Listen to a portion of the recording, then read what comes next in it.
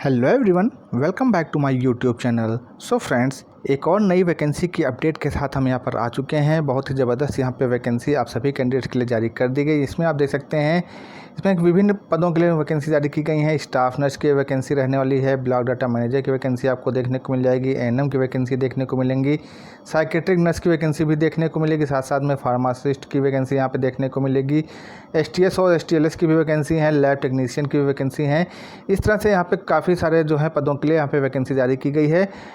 तो फ्रेंड्स, इस वीडियो में आपको इसकी पूरी अपडेट हम आपको विधिवत देने वाले हैं, जिसमें आपको बताएंगे कि इसकी टोटल नंबर ऑफ वैकेंसी कितनी है, इसकी क्वालिफ़िकेशन क्या रहने वाली, एज लिमिट क्या रहेगी, एप्लीकेशन फ़ीस क्या रहेगी, ऑनलाइन एप्लीकेशन रहेगा या ऑफलाइन एप्लीकेशन रहेगा, और कब तक आपको अप्लाई करना है। इन सब की जानकारी आपको यहाँ इस वीडियो में मिलने वाली है। तो वीडियो में लास्ट तक ज़रूर बने रहें, और अगर अभी तक इस वीडियो को लाइक नहीं किया है तो वीडियो को लाइक करें, शेयर करें।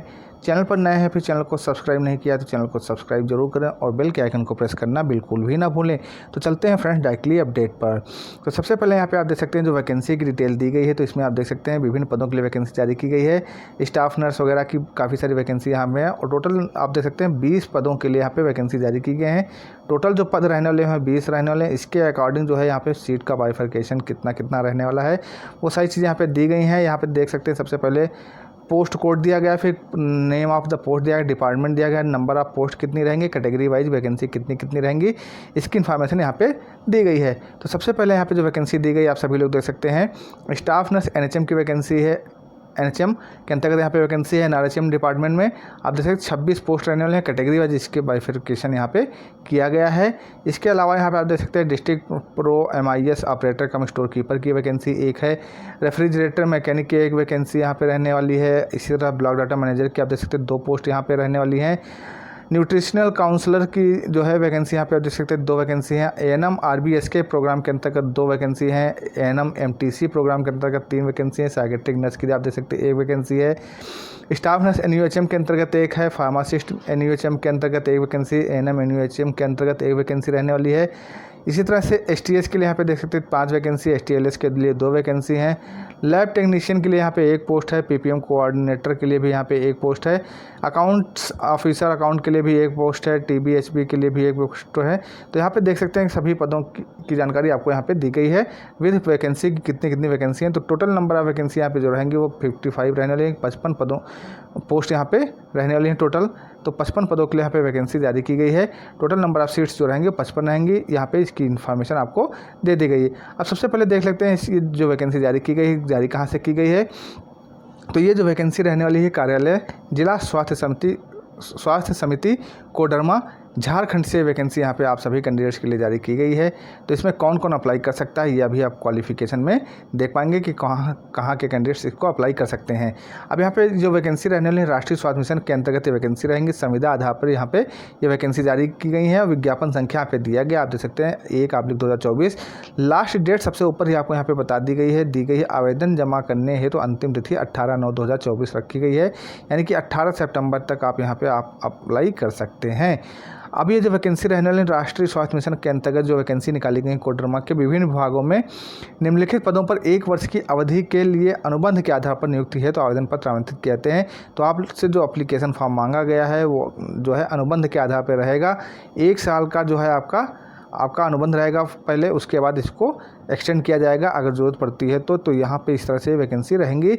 अब यहाँ पे आप देख सकते हैं जो है इसमें पूरी डिटेल इन्फॉर्मेशन नीचे दी गई है। सबसे पहले यहाँ पे क्वालिफिकेशन की बात कर लें तो क्वालिफिकेशन यहाँ पे जो दी गई है आप सभी लोग देख सकते हैं। सबसे पहले यहाँ पे स्टाफ नर्स की वैकेंसी है, इसके अंतर्गत क्वालिफिकेशन जो रखी गई है 10+2 आपको दे सकते हैं with 3 years general nursing and midwifery training from government recognised institute. नहीं कि आपने जीएनएम किया है या पीबीबीएससी या बीएससी किया है, बीएससी नर्सिंग, तो आप अप्लाई कर सकते हैं 10+2 के साथ। और साथ में आपका registered under Jharkhand nursing council, यानी कि झारखंड नर्सिंग काउंसिल में रजिस्ट्रेशन होना आपका ज़रूरी है। अगर आप झारखंड नर्सिंग काउंसिल में रजिस्ट्रेशन नहीं है तो आप अप्लाई नहीं कर पाएंगे। सैलरी इसकी आप देख सकते हैं 14,300 रुपये रखी गई है। इसी तरह से सभी पदों के लिए यहाँ पे जो क्वालिफिकेशन है वो रख दी गई हैं। अब बात कर लें इसके बाद जो है एएनएम की जो वैकेंसी है उसमें देख सकते हैं क्वालिफिकेशन 10+2 के साथ साथ आपका एएनएम कोर्स कंप्लीट होना चाहिए और झारखंड नर्सिंग काउंसिल में रजिस्ट्रेशन होना चाहिए। 11,466 रुपये इसकी सैलरी रखी गई है।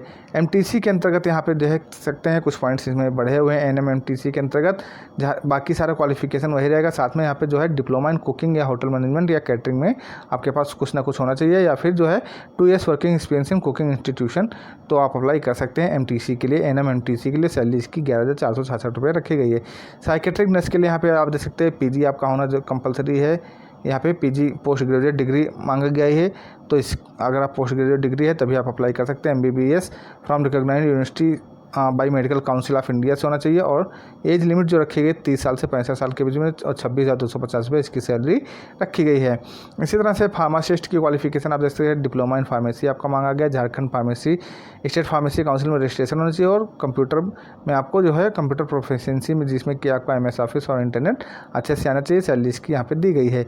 सीनियर जो ट्रीटमेंट सुपरवाइजर STS की जो वैकेंसी है इसके लिए बैचलर डिग्री आपके पास होनी चाहिए सैनिटरी इंस्पेक्टर कोर्स की, फिर course certificate course in computer operation होना चाहिए मिनिमम 2 मंथ का, और permanent 2 wheeler driving licence and should be able to drive 2 wheeler.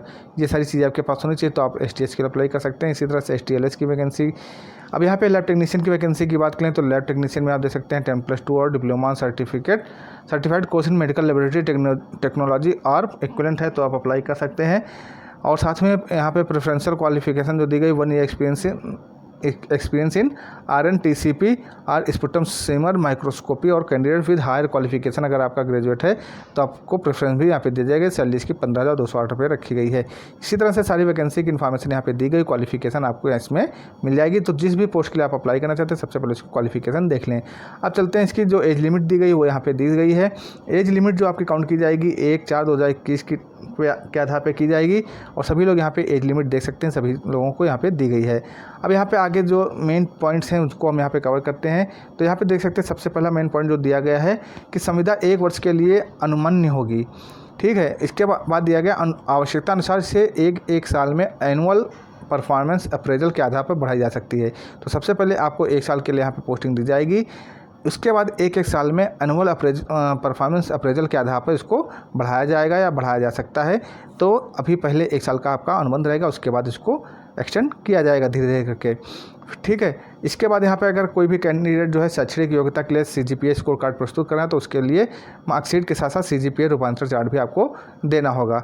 1 से अधिक पदों के लिए जो है अगर आप आवेदन करते हैं तो उसके लिए अलग अलग आवेदन करना होगा, और जो विज्ञापित अर्हता या योग्यता के अनुरूप समिति द्वारा शॉर्टलिस्टेड अभ्यर्थियों को आगे की चयन प्रक्रिया में सम्मिलित किया जाएगा।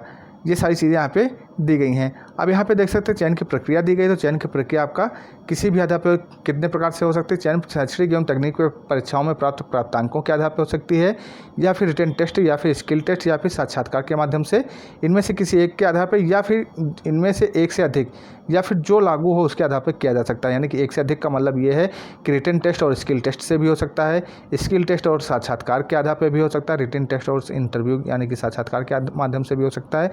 ये सब चीज़ें यहाँ पे देख सकते हैं। सभी उम्मीदवार निबंधित डाक / स्पीड पोस्ट के द्वारा ही आवेदन पत्र भेजना सुनिश्चित करेंगे। अब ये जो आवेदन पत्र भेजना है ये कहाँ भेजना है इसकी इन्फॉर्मेशन आपको सबसे पहले बता दें। तो यहाँ पे दिया गया है, आप देख सकते हैं इसकी लास्ट डेट 18/9/2024 रखी गई है, और आवेदन जो है 18/9/2024 के शाम के 5 बजे तक आपको भेज देना है। अब इसका जो आवेदन भेजना है वो यहाँ पे आप देख सकते हैं दिया गया है। सभी तरह से पूर्ण आवेदन को बंद लिफाफे में निबंधित डाक / स्पीड पोस्ट से मुख्य चिकित्सा पदाधिकारी सह मुख्य कार्यपालक पदाधिकारी सदर अस्पताल परिसर कोडरमा पिन कोड 825410 जिला कोडरमा के कार्यालय में जमा कराया जा सकता है। लिफाफे के ऊपर स्पष्ट रूप से निम्न सूचनाएं भी उपलब्ध करानी। तो ये लिफाफे के ऊपर आपको लिखना होगा। इसमें विज्ञापन संख्या जो सबसे पहले आपको मैंने बताया वो लिखना होगा, पद क्रम संख्या यानी कि किस पोस्ट के लिए अप्लाई कर रहे हैं उसका पद क्रमांक संख्या क्या दिया है, और उसके बाद पद का नाम दिया गया है और आवेदक का नाम एवं पता यहाँ पे देना है। अब इसके आवेदन शुल्क की बात करें तो आवेदन शुल्क जो है सभी कैटेगरी के लिए यहाँ पे देख सकते हैं। सामान्य यानी कि जनरल और OBC के लिए यहाँ पे 400 रुपये रखा गया, SC ST के लिए यहाँ पे 200 रुपये आवेदन शुल्क रखा गया है। और ये जो है डिमांड ड्राफ्ट के माध्यम से लिया जाएगा। ड्राफ्ट का भुगतान जिला स्वास्थ्य समिति Koderma / district health society Koderma के नाम से आपको देना होगा। तो ये हो गया डिमांड ड्राफ्ट का। अब इसके बाद आवेदन पत्र का प्रारूप नीचे दिया गया है। ये आवेदन पत्र का प्रारूप दिया कंप्यूटरीकृत आवेदन पत्र है। इसको फिल करके जो है आपको जो पता मैंने ऊपर बताया उस पर आपको भेज देना है। और जो भी संबंधित डॉक्यूमेंट्स हैं वो भी आपको यहाँ पे भेजना होगा, जैसे कि आवश्यक अंक पत्रों एवं प्रमाण पत्रों की अभिप्रमाणित प्रति, आरक्षण के दावा है सक्षम पदाधिकारी द्वारा निर्गत आवासीय प्रमाण पत्र, जाति प्रमाण पत्र, जन्मतिथि से संबंधित मैट्रिकुलेशन प्रमाण पत्र तथा आवेदन पत्र के साथ अभिप्रमाणित 2 पासपोर्ट साइज फ़ोटो संलग्न करते हुए 18/9/2024 तक आपको भेज देना, शाम के 5 बजे तक। तो ये पूरी इन्फॉर्मेशन मैंने आपके साथ यहाँ पे शेयर कर दी है। आई होप ये वीडियो आप सभी कैंडिडेट्स के लिए इन्फॉर्मेटिव रहेगा। तो फ्रेंड्स, मिलते हैं नेक्स्ट वीडियो में नेक्स्ट अपडेट के साथ। तब तक के लिए जय हिंद, जय भारत।